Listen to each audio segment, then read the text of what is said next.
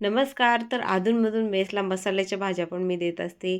तर आज तशीच एक मी मसाल्याची भाजी बनवते आहे. त्यासाठी धने, खोबरं आणि कांदा मी छान असा काळसर रंग येईपर्यंत भाजून घेतला.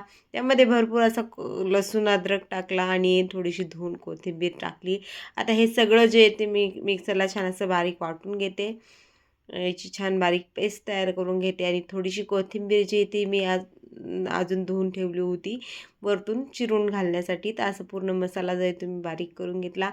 कढईमध्ये तेल गरम करायला ठेवून आधी सुके मसाले सगळे जे ते तेलामध्ये तळून घेतले, परतून घेतले सॉरी.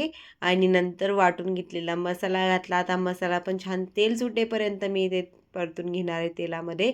मसाल्याला छान तेल सुटल्यानंतर यात मी पाणी सोडणार घट पातळ बघून.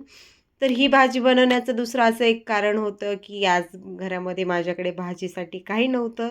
तर मग घरामध्ये अवेलेबल असलेल्या वस्तूंमध्येच आज मी भाजी बनवली होती. तर तुमच्याकडे जर घरामध्ये भाजीला काही अवेलेबल नसेल, तर नक्की ही भाजी ट्राय करा.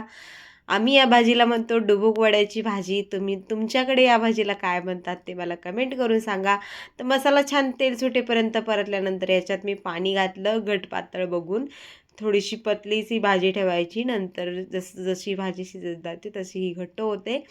तर असं पतलं ही मी याची आमटी तयार केली होती इन शॉर्ट. वरतून चिरून कोथिंबीर घातली. आता भाजीला उकळी येते तोपर्यंत मी ना दुसरीकडे बेसन पीठ भिजवून घेते. थोडंसं बेसन पीठ घेतलं होतं वाटीमध्ये.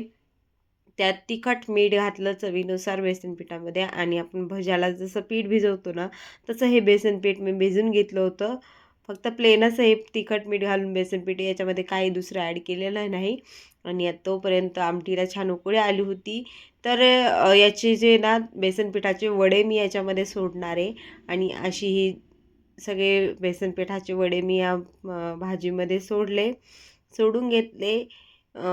एकदा हलवून बघायचं आपले वडे जे ते सेपरेट सेपरेट होत आहे की नाही, नाहीतर एका जागी गोळा पडायला नको बेसन पिठाचा. तर असे हे डुबुक वडे जे ते मी या भाजीमध्ये घालते. आणि नंतर आपण जे भिजून घेतलेलं, ज्यामध्ये आपण बेसन पीठ भिजवलं होतं ना, ते भांडं धुवून यामध्ये मी पाणी घातलं आणि आता वडा शिजेपर्यंत भाजी छान उकळून घेणार, म्हणजे वडा छान शिजून घेणार. तर अशी ही डुबुक वड्याची भाजी माझी बनवून तयार आहे. तुम्हाला जर माझे व्हिडिओ आवडत असतील तर प्लीज व्हिडिओला लाईक करा, शेअर करा, चॅनलला सबस्क्राईब करा.